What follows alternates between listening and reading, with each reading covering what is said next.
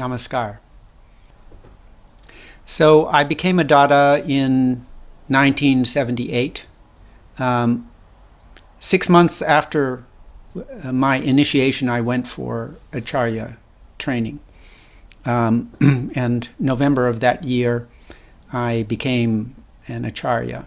So I was very new and inexperienced, and the first time I met Baba, I felt honestly a little bit nervous, and it would take more time, sadhana, etc., for me to develop my relationship with him. And Baba posted me first in Delhi sector, and I think it was to keep me close so I could have an opportunity to develop more of a relationship with him before I got posted to some faraway country.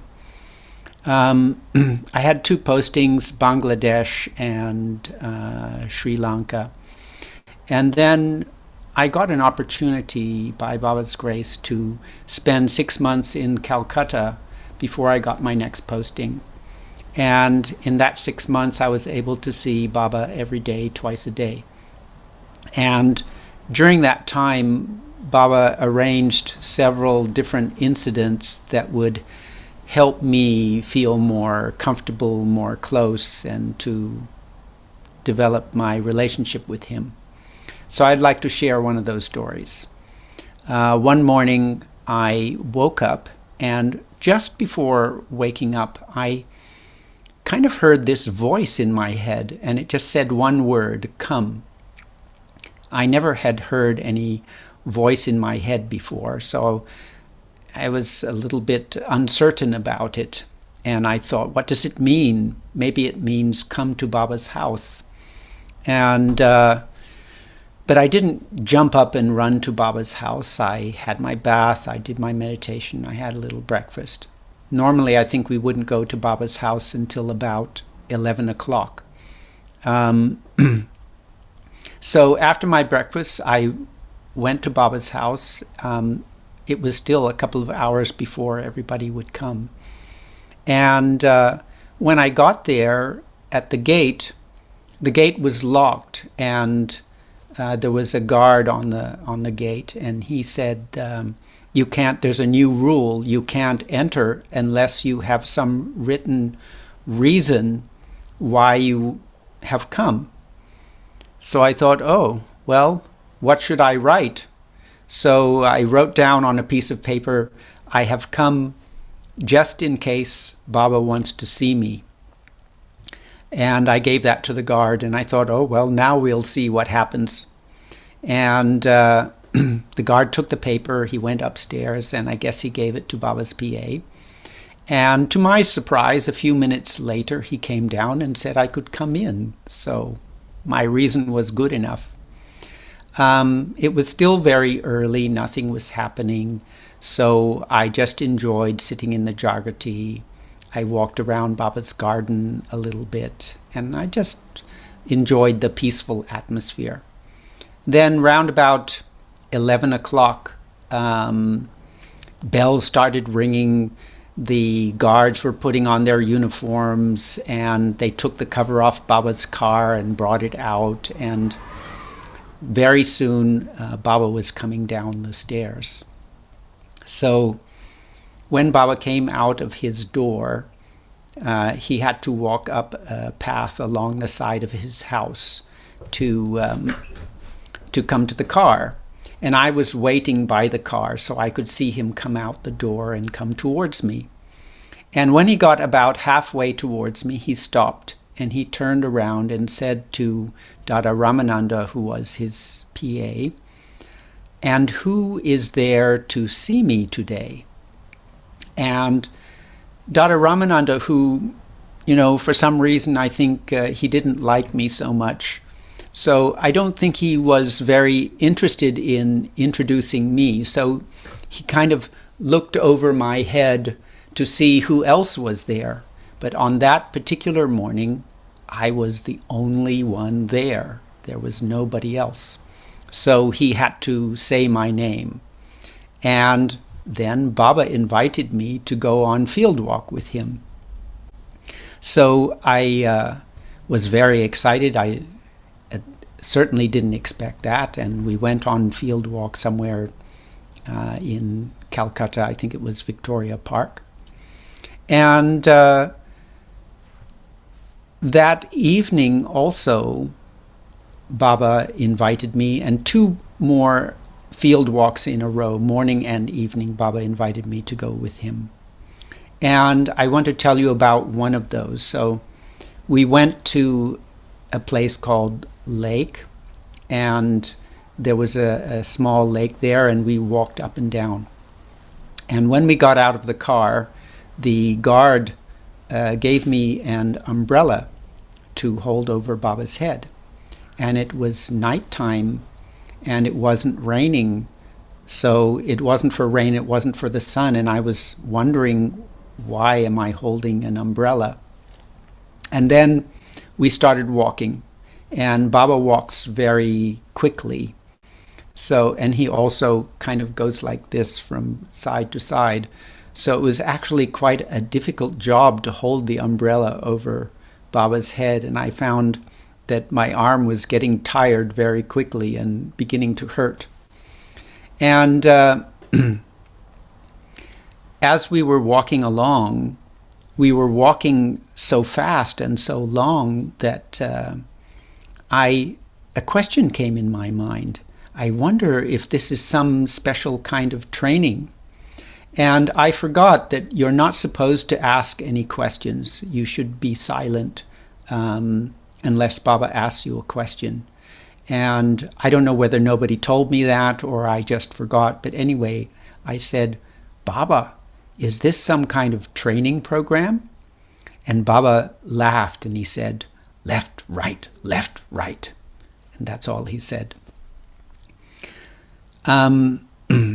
So we walked up and down and up and down, and finally we stopped, and I was so grateful because my arm felt like it was going to fall off. And at that moment Baba turned to his guard and said, how long did I walk tonight?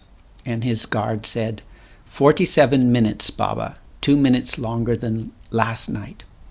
And I thought, wow, Baba's really kind of timing himself. Maybe it is some kind of training. So then we sat down in the back of the car, and the guard gave Baba some juice, and he gave me the fan so I could fan Baba. So I was fanning Baba, and as I was doing this, Baba turned to me and he said, so, how do you like my training program? And I said, it's very difficult, Baba. I think many Margis couldn't keep up with you. And Baba said, yes, that is why they don't come to see me.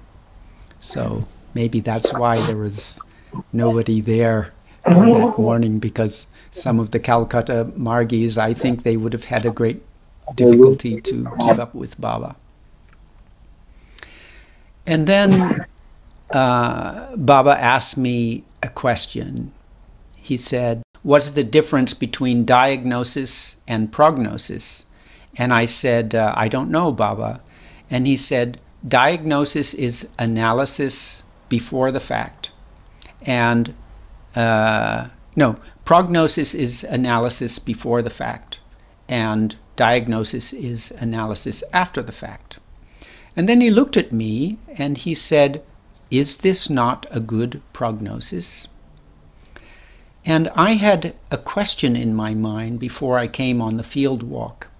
I had just been given the posting as SSAC, Spiritualist Sports and Adventure Club Secretary for Suva sector. And I was wondering if Baba could give me some hint about what I should do with my new posting. And then here Baba said, is this not a good prognosis? So analysis before the fact. I think Baba was trying to tell me that I should do what he was doing. I should train the Margis, make them fit, make them healthy, and he was showing by his own example what I should do. So I was sitting in the back seat with Baba, And after fanning for some time, Baba was very hot from the hard exercise. The car started to go. And I was in a little bit of doubt now that we were going. Should I continue to fan Baba or not? And I didn't want to stop if I should keep going, and I didn't want to keep going if I should stop, and I didn't know which to do. So I was getting some clash in my brain. And suddenly Baba, who had been looking out the window, he kind of turned towards me and said very, very sweetly, "It's all right. The window will do the job now." And he said it so sweetly that my nervousness just completely disappeared, and I felt very comfortable.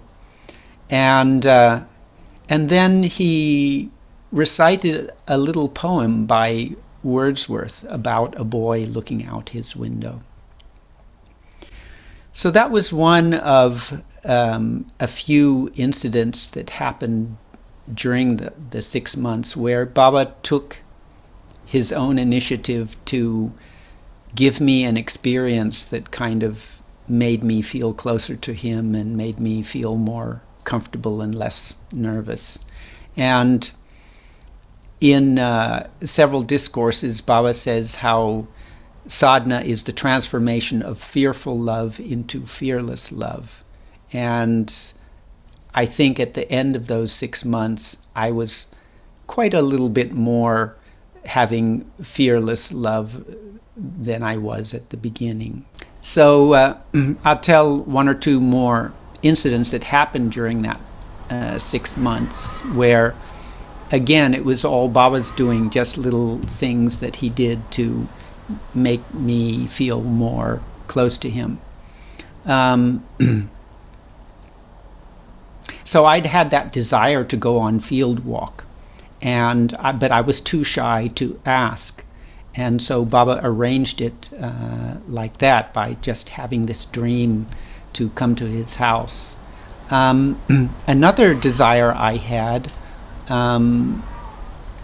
was Baba used to come in to give report at our office in Jamalpur Park, and he would come to a little room down the back, and he would sit on a cot. And when he would sit, Baba's PA or some Dada who was near to him would help him take his shoes off. And then when he was finished and he would put his feet down, the nearest Dada would help him put his shoes on. So I used to watch this happening every day, and a small desire began to grow inside me that I would like to help Baba put his shoes on. And but again, I was too shy to express that or to do something about it. And then one reporting, at the end of the reporting, there was quite a lot of Dadas in the room, and I was standing in the back. So I think maybe about 4 rows of Dadas. And then it was over, and Baba was getting ready to leave, and he unfolded his legs and started to put his feet down. And suddenly everything kind of went slow motion. And I could see that and a question came in my mind, why is nobody coming forward to help Baba put his shoes on? His feet are coming down to the ground, and none of the other Dadas are moving. Why? And suddenly I felt, this is, I've got to do something, because Baba's feet will come down and nobody's going to help him. So from the back of all the acharyas, I pushed through and came to the front and knelt down and helped Baba put his shoes on. There were so many people in front of me, but somehow they all got frozen and nobody moved. So again, it was just another little experience that Baba gave me. And Baba stood up, and I still had my hands on his feet, and in a very kind of soft voice, I could hear him laugh. And then similarly, I had a desire when Baba used to come out of the reporting, he would go to the darshan hall, and quite a few Margis and Dadas and Didis were there.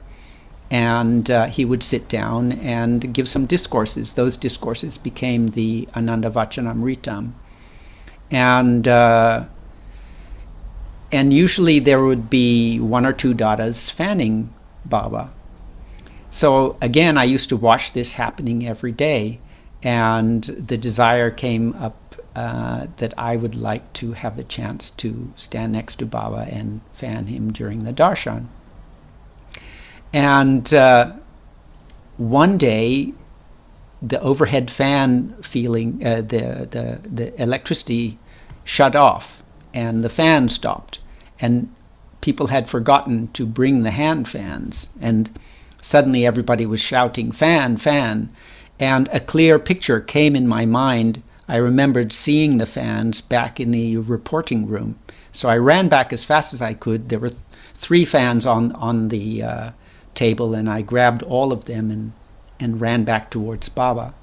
And people were trying to take the fans out of my hand, but I wouldn't let them. And finally I got through everybody and burst out in front of Baba, and Baba just gave a very nice namaskar, and I was very happy to sit there and fan Baba during the darshan. So in this way, he granted my wishes, and that all those incidents helped me come a lot closer to him. And then I got posted overseas, but I felt more, kind of strong in my relationship with Baba, which made it much more blissful and easier. So I think I'll finish there. Thank you very much for listening. Namaskar.